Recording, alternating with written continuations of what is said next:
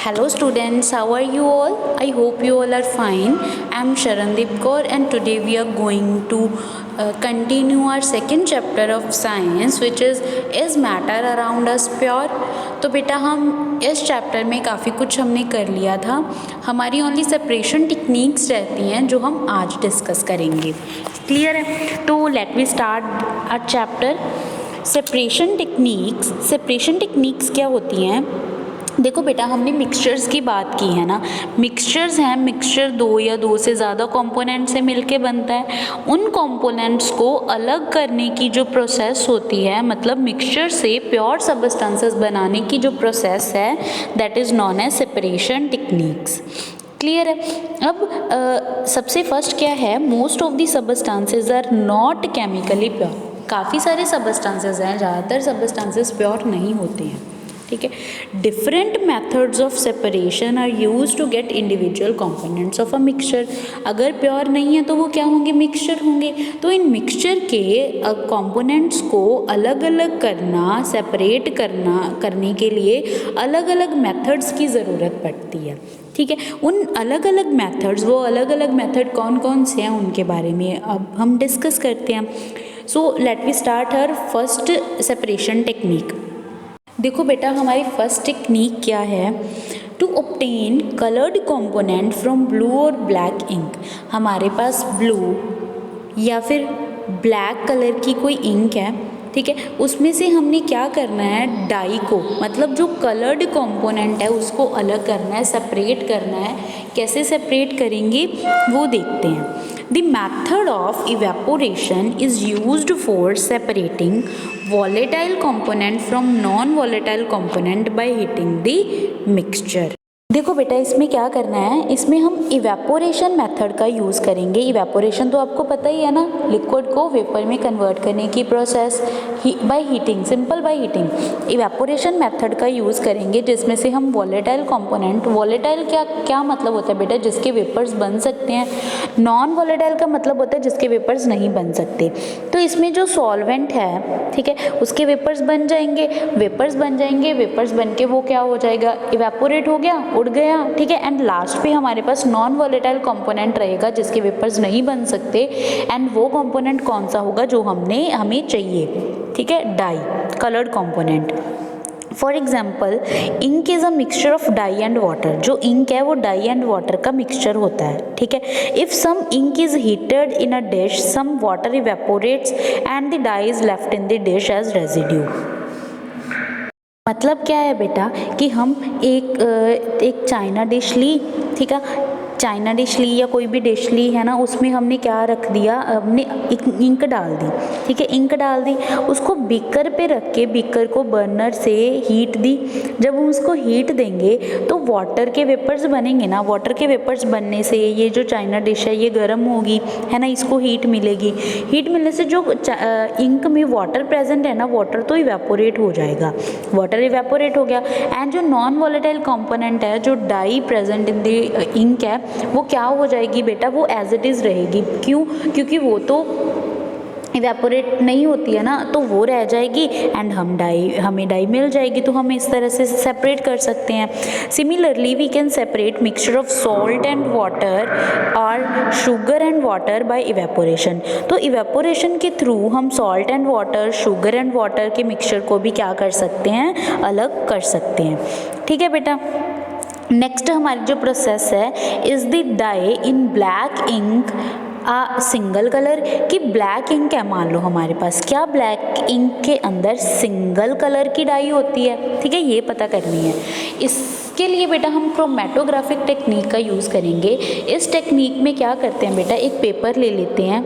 ठीक है, हम एक पेपर ले लेते हैं. इस पेपर पे हम क्या करेंगे? इंक का स्पॉट लगा देंगे. ठीक है, इंक का स्पॉट लगा दिया.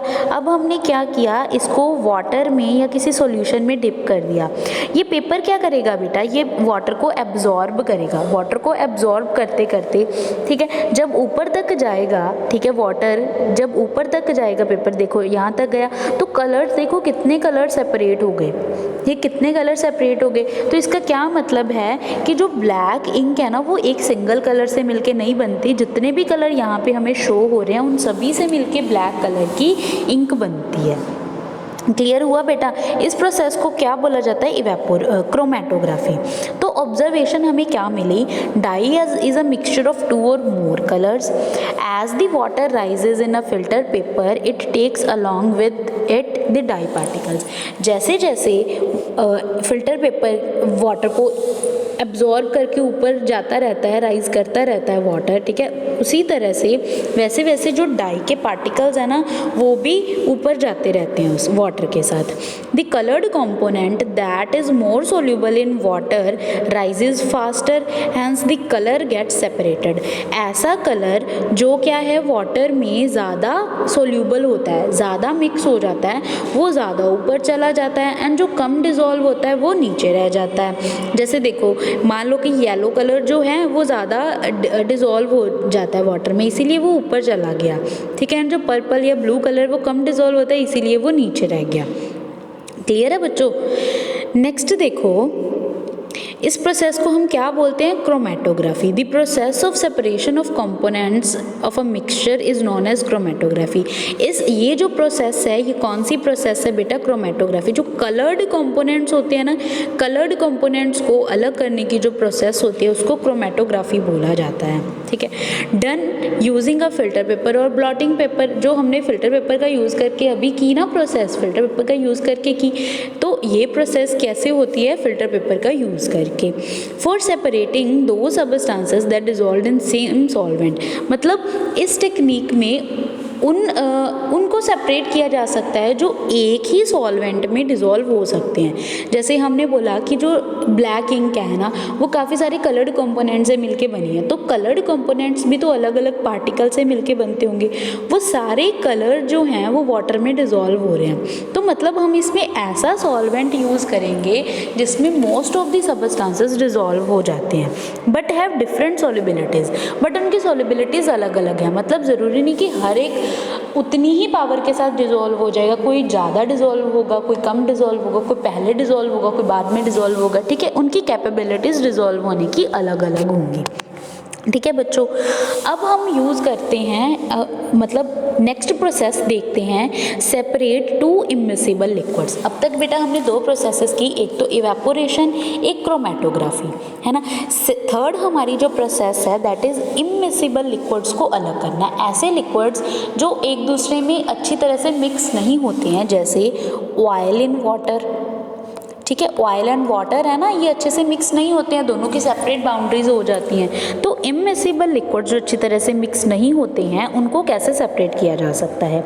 उनको सेपरेट किया जाता है बेटा सेपरेटिंग फनल का यूज़ करके। ये सेपरेटिंग फनल है जो भी आपको शो हो रही है, ठीक है। इसमें हम क्या कर देंगे, दोनों का मिक्सचर जो भी हमारे पास इमिसिबल लिक्विड्स का मिक्सचर है उसको हमने डाल दिया, ठीक है। थोड़ी देर बाद बेटा नीचे ना एक कॉर्क होती है, स्टॉप कॉर्क होती है, उसको ना हम अच्छे से बंद कर देंगे, जैसे टैप होती है ना, टैप की तरह होती है, अच्छे से बंद कर देंगे कि कोई भी चीज़ इसके थ्रू बाहर ना आए, ठीक है, इस ट्यूब के थ्रू बाहर ना आए, अच्छे से बंद कर देंगे। इसमें हमने वाटर एंड ऑयल का मिक्सचर डाला, थोड़ी देर बाद हम देखेंगे कि जो वाटर है वो नीचे आ जाएगा, ऑयल ऊपर तैरने लग जाएगा, ऊपर फ्लोट करने लग जाएगा, है ना। फिर हम क्या करेंगे, थोड़ी सी मतलब जो ये स्टॉप कॉर्क है ना इसको हल्का सा खोल देंगे, ठीक है, हल्का सा खोल देंगे एंड इस पर इतना हल्का सा खोलना है, थोड़ा सा खोलना है कि ड्रॉप बाय ड्रॉप मटेरियल बाहर आए। बीकर रख देंगे नीचे, ड्रॉप बाय ड्रॉप क्या है, वाटर बाहर आएगा। जब लास्ट ड्रॉप वाटर की बाहर आ जाए तब हम स्टॉप कॉर्क को फिर से क्या कर देंगे, बंद कर देंगे एंड इसमें क्या रह जाएगा, ओनली केरोसिन ऑयल रह जाएगा। वाटर वाले बीकर को अलग कर दो एंड अगले बीकर में, दूसरे बीकर में केरोसिन ऑयल को इकट्ठा कर लो, ठीक है। इस तरह से अलग किया जाता है। प्रिंसिपल क्या यूज़ किया जाता है बेटा इसमें, the immiscible liquid separate out in layers depending on the densities. जो लेयर्स बन जाती है ना, ये प्रिंसिपल यूज़ किया जाता है कि इनकी लेयर्स बन जाती हैं, लेयर अलग अलग डेंसिटीज़ की होंगी, है ना, एंड अलग अलग डेंसिटी के लेयर्स को अलग अलग तरीके से या मतलब अलग अलग टाइम पे सेपरेट किया जा सकता है। क्लियर है बच्चों।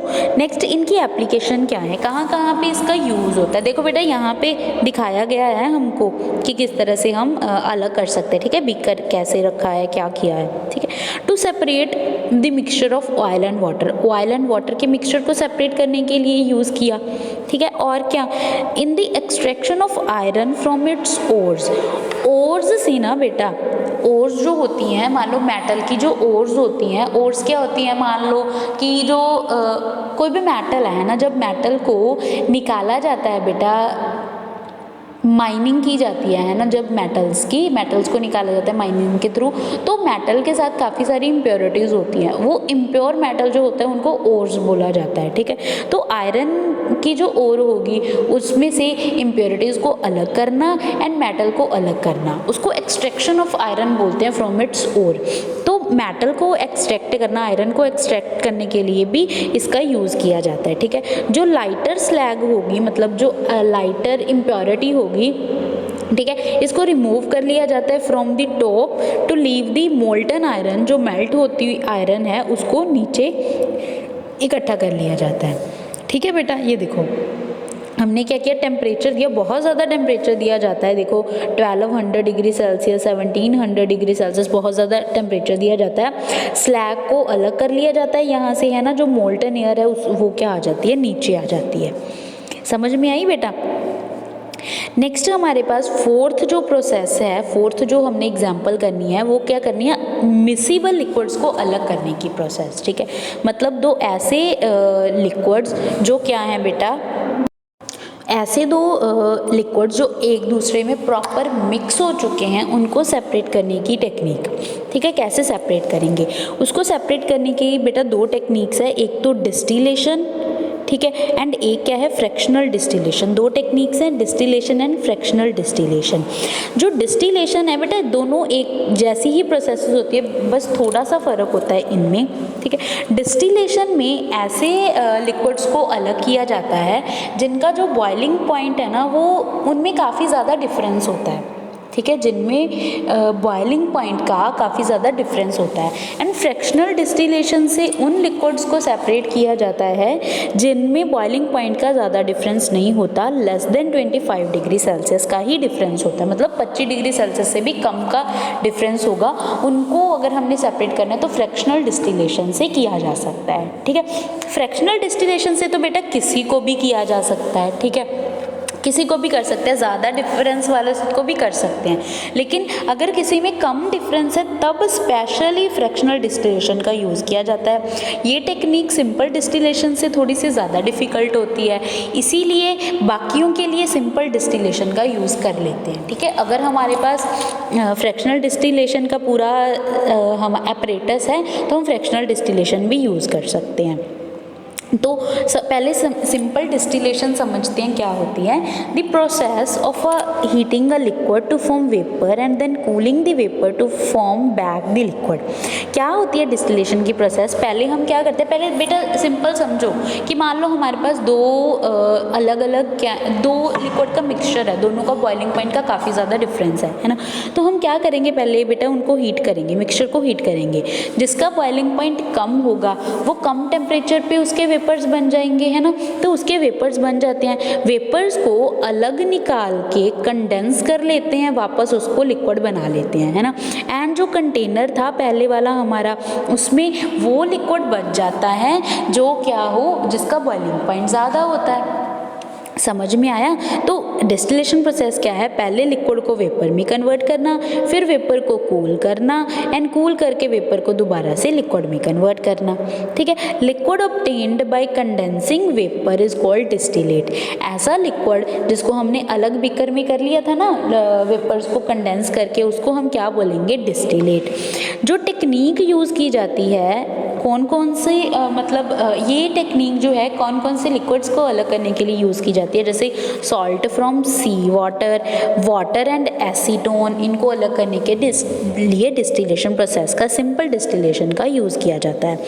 तो कैसी होती है सिंपल डिस्टिलेशन, ये क्या है बेटा, हमारे पास एक डिस्टिलेशन फ्लास्क होती है, ठीक है। इस पर क्लैंप लगा होता है। क्लैंप का मतलब कि अलग से एक कोई ट्यूब या, है ना, मतलब कोई कंडेंसर या कोई ट्यूब अलग से हम लगा सकें, ऐसा एक क्लैंप लगा होता है। तो ट्यूब लगी होती है, ट्यूब को ना बेटा मतलब वाटर कंडेंसर बोला जाता है इसको। इसके ऊपर ना आइस लगा दी जाती है ना, या ऐसी ट्यूब होती है जिसके ऊपर हम आइस भी लगा सकते हैं, ठीक है, जिससे हम कंडेंस करेंगे वेपर्स को, ठीक है। अब क्या किया जाता है नेक्स्ट बेटा, इसको ट्यूब को जोड़ा जाता है नेक्स्ट बीकर के साथ कि बीकर में आके मतलब जो हमारा यहाँ से वेपर्स जाएंगे वो यहाँ पे आगे इकट्ठे हो जाएं, ठीक है। ये एक एपरेटस है, ऊपर थर्मोमीटर लगा दिया जाता है ताकि हम बॉइलिंग पॉइंट को मेंटेन कर सकें, ठीक है। हमने एसीटोन एंड वाटर का मिक्सचर लिया है, जब हम इसको बेटा क्या करेंगे, हीट करेंगे, ठीक है। हीट किया, यहाँ पे वाटर आउटलेट है, ठीक है, वाटर आउटलेट है मतलब ठंडा वाटर डाला जाता है, कोल्ड वाटर यहाँ से डाल के एंड यहाँ से जो वाटर होगा उसको अलग कर लिया जाता है ताकि गर्म होता जाएगा ना वो वाटर, ताकि समय समय पर हम उसको ठंडा वाटर या आइस उसको प्रोवाइड करवाते जाएं, ठीक है। जब हम बेटा टेम्परेचर देंगे, टेम्परेचर से क्या होगा,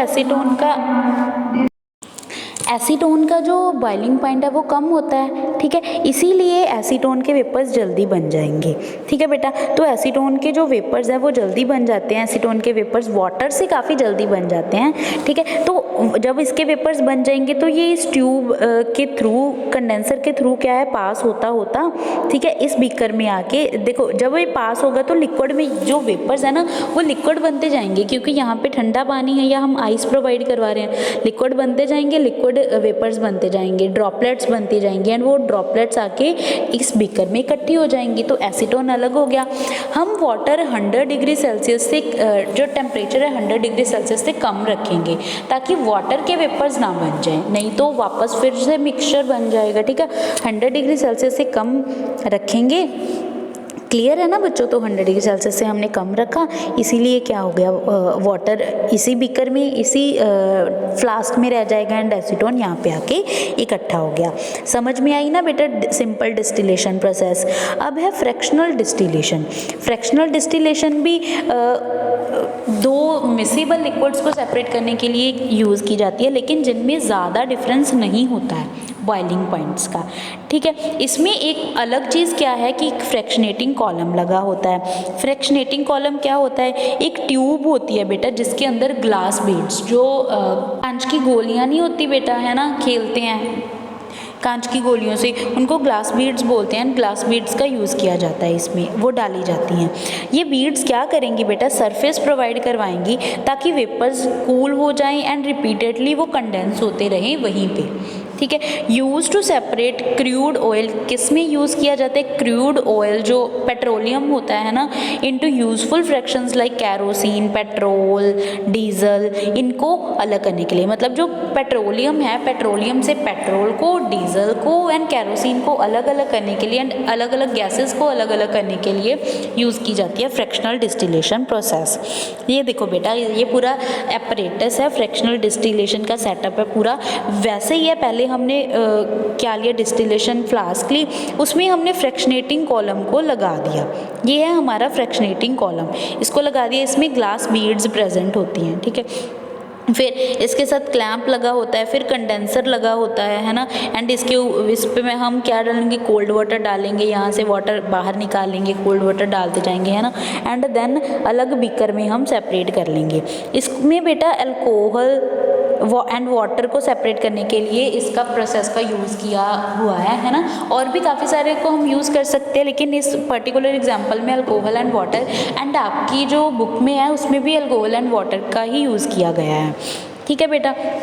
तो क्या करते हैं, इसमें भी वाटर हमने डाला, ठीक है, वाटर एंड अल्कोहल का मिक्सचर डाला, यहाँ से हीट दी, तो क्या होगा, अल्कोहल का जो बॉइलिंग पॉइंट होता है वो वाटर के कंपैरिजन ज़्यादा नहीं होता, ज़्यादा कम नहीं होता, लेकिन फिर भी थोड़ा सा तो कम होता है। तो पहले क्या होंगे बेटा, अल्कोहल के वेपर्स बनेंगे, अल्कोहल के वेपर्स बनेंगे, वो कंडेंस होकर इस बीकर में इकट्ठा होते जाएंगे। लेकिन अगर, क्योंकि ज़्यादा डिफरेंस नहीं होता, लेकिन अगर क्या हो जाए, वाटर के भी वेपर्स बनने लग जाएँ, तो यहाँ पे बीड्स प्रेजेंट होती है ना, लेकिन वाटर के वेपर्स इतने ज़्यादा हल्के नहीं होंगे, अल्कोहल के ज़्यादा हल्के होंगे, क्योंकि अल्कोहल का बॉइलिंग पॉइंट कम है, उसके वेपर जल्दी जल्दी बनेंगे, ठीक है। तो वाटर के वेपर्स इतने ज़्यादा हल्के नहीं होंगे, वो हैवी होंगे, तो इसीलिए वो क्या है बीड्स के साथ टकरा के वापस आ जाते हैं, यहाँ पे वाटर इकट्ठा हो जाता है एंड अल्कोहल इस बीकर में आके इकट्ठा होता रहेगा। क्लियर है बेटा फ्रैक्शनल डिस्टिलेशन।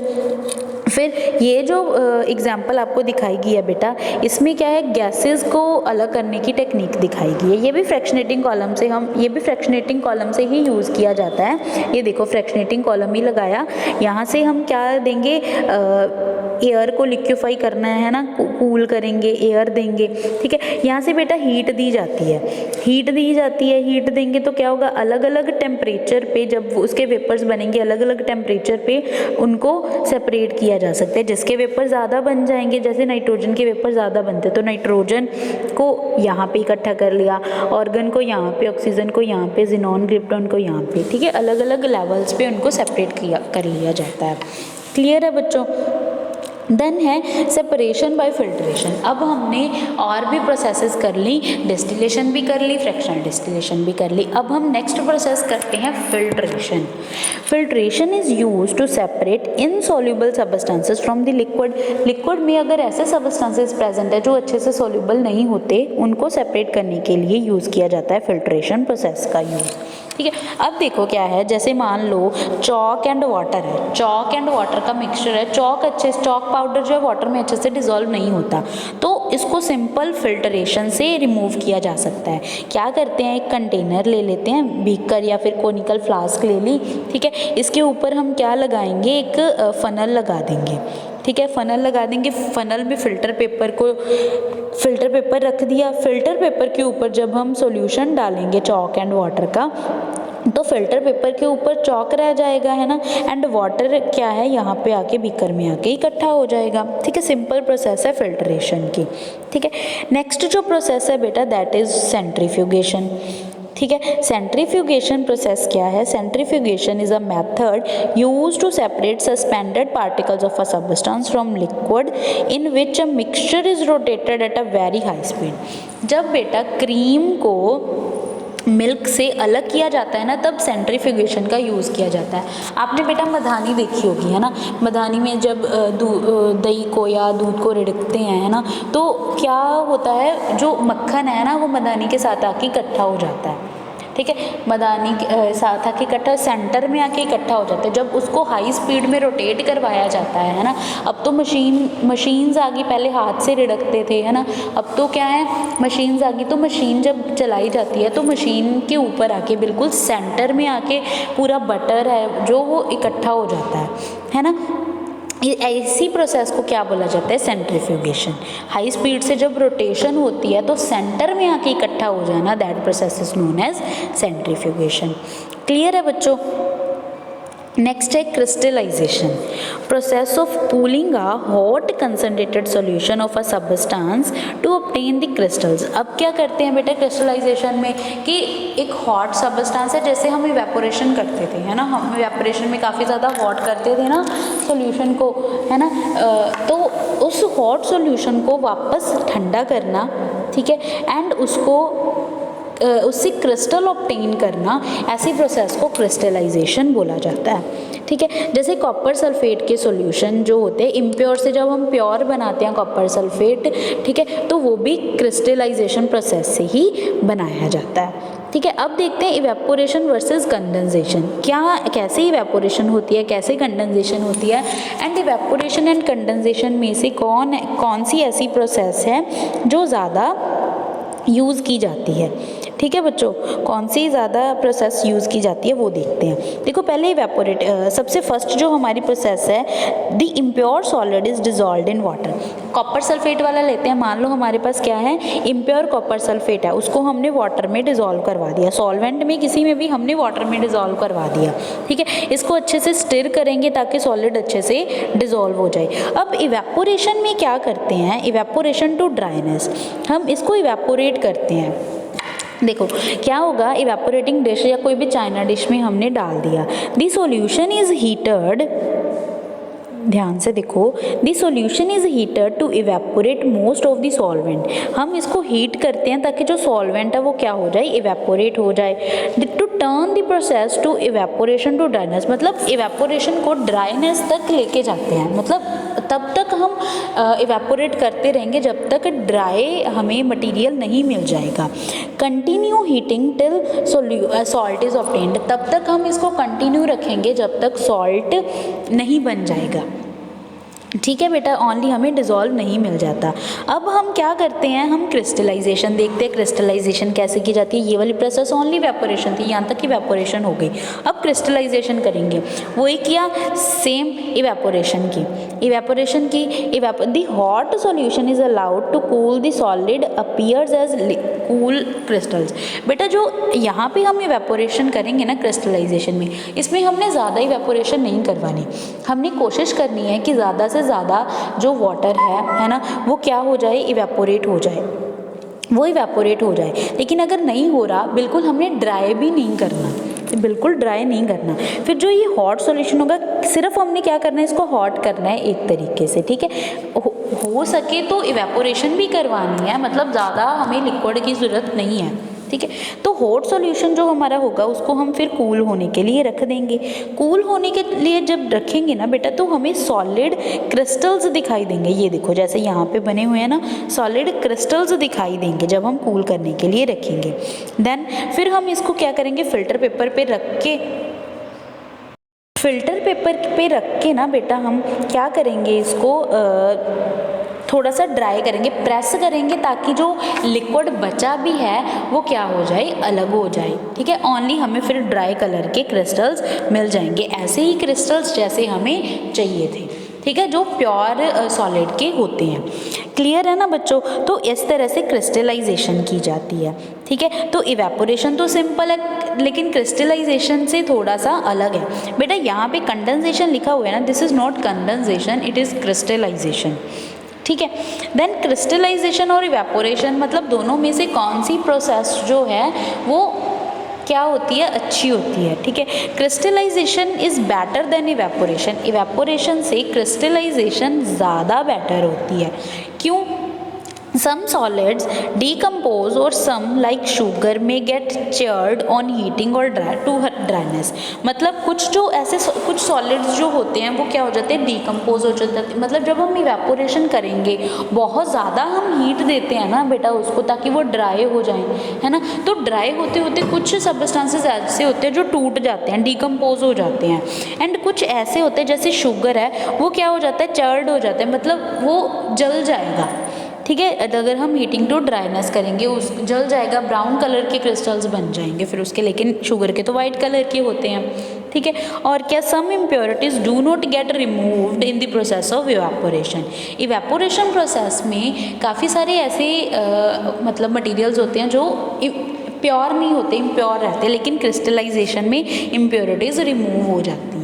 ठीक है, क्योंकि जब हम सॉल्यूशन को हॉट करके ठंडा होने के लिए रखेंगे ना, तो ओनली जो क्रिस्टल्स होंगे ना बेटा, जो प्योर कंपोनेंट हमें चाहिए उसके ही क्रिस्टल्स बनेंगे। बाकी जो इम्प्योरिटीज़ होंगी वो अगर वाटर में रह जाती हैं, ऊपर जो लिक्विड बचा उसमें रह जाती है, तो हम उसको रिमूव करवा सकते हैं फिल्टर के थ्रू, है ना, या फिर डिकेंटेशन के थ्रू। क्लियर है बच्चों? नेक्स्ट है बाय सब्लिमेशन। सब्लिमेशन प्रोसेस से हम कैसे सेपरेशन कर सकते हैं। Changing of vapour directly to solid on cooling और solid into vapours on heating is called sublimation. Sublimation तो हमने लास्ट चैप्टर में भी पढ़ी थी, है ना, फर्स्ट जो था हमारा। Solid substance obtained by cooling the vapours is called sublimate. तो सब्लिमेशन के थ्रू जो हमें सॉलिड सब्सटेंस मिलेगा उसको हम सब्लिमेट बोलते हैं। For example ammonium chloride, camphor, iodine, naphthalene, anthracene, हम इन सभी को ऑब्टेन कर सकते हैं थ्रू सब्लिमेशन, क्योंकि ये डायरेक्ट सॉलिड से वेपर्स बन जाते हैं या वेपर से सॉलिड में कन्वर्ट हो जाते हैं।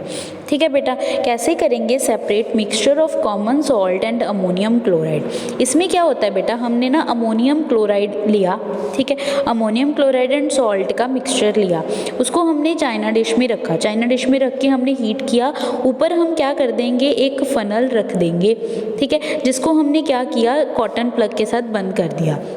अब बेटा जब हम इसको हीट करेंगे तो सब्लिमेशन प्रोसेस हुई। सब्लिमेशन किसकी होती है? अमोनियम क्लोराइड की, सॉल्ट की तो होती नहीं। तो अमोनियम क्लोराइड के वेपर्स बनने शुरू हो जाएंगे, है ना। एंड यहाँ पे जो हमारी एक वर्टेक्स सा है ना, यहाँ पे जाके इकट्ठा हो जाएंगे, वो जो सब्लिमेट होगा यहाँ पे आके इकट्ठा हो जाएगा। और ऊपर तो टेम्परेचर कम है ना बेटा, ऊपर टेम्परेचर कम है, यहाँ पे टेम्परेचर ज़्यादा है, यहाँ पे टेम्परेचर कम होगा तो यहाँ पे पहले तो इसके वेपर्स बन जाएंगे, वेपर बन के यहाँ पे आके दोबारा से वो सॉलिड बन गया, ठीक है। तो सब्लिमेशन 2 बार हुई, पहले वेपर बना, वेपर से फिर वो सॉलिड बन गया, तो यहाँ पे आके उसके वेपर्स इकट्ठा हो जाएंगे एंड हम अमोनियम क्लोराइड को अलग कर सकते हैं। क्लियर है बेटा, ये प्रोसेस थी हमारी सब्लिमेशन की। एंड एक और जगह सब्लिमेशन का यूज़ किया जाता है ड्रिंकिंग वाटर की सप्लाई में, ठीक है।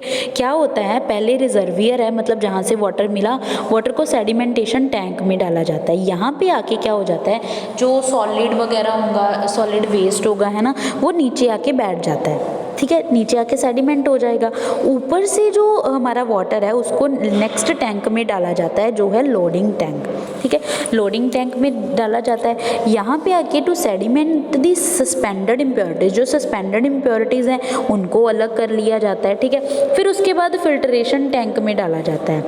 फिल्ट्रेशन टैंक में कैसे बेटा, फिल्ट्रेशन टैंक में ना काफ़ी सारी चीज़ें, काफ़ी सारी लेयर्स बनी होती हैं ना, ग्रेवल्स होते हैं, सैंड होती है ना, इनमें आके जो भी इम्प्योरिटीज़ होती है वो यहाँ पे आके स्टिक हो जाती हैं, नीचे बैठ जाती हैं, ठीक है। इम्प्योरिटीज़ यहाँ पे आके स्टिक हो जाएंगी, ऊपर प्योर वाटर होगा, प्योर वाटर को फिर क्लोरीनेशन टैंक में डाला जाता है, जिसमें क्लोरीन डाली जाती है। क्लोरीन का यूज़ किया जाता है अगर कोई बैक्टीरियाज वगैरह हैं तो उनको क्या हो जाए, किल करने के लिए यूज़ किया जाता है, ठीक है। फिर वाटर जो है हमारे होम्स में सप्लाई हो जाता है, ठीक है। ये सारी वर्किंग है बेटा, जो हमारा वाटर सप्लाई सारी प्रोसेस होती है उसकी सारी वर्किंग है, इसको अच्छे से रीड कर लेना, ठीक है बेटा। जो भी मैंने आपको अभी बताया सारी वही चीज़ें हैं, ठीक है बेटा, इसको एक बारी रीड करना है, लर्न भी करना है, ठीक है। तो इसी के साथ बेटा हमारा जो ये चैप्टर है वो कंप्लीट होता है। नेक्स्ट वीडियो में हम नेक्स्ट लेक्चर को प्रोसीड करेंगे, नेक्स्ट चैप्टर को प्रोसीड करेंगे। ओके,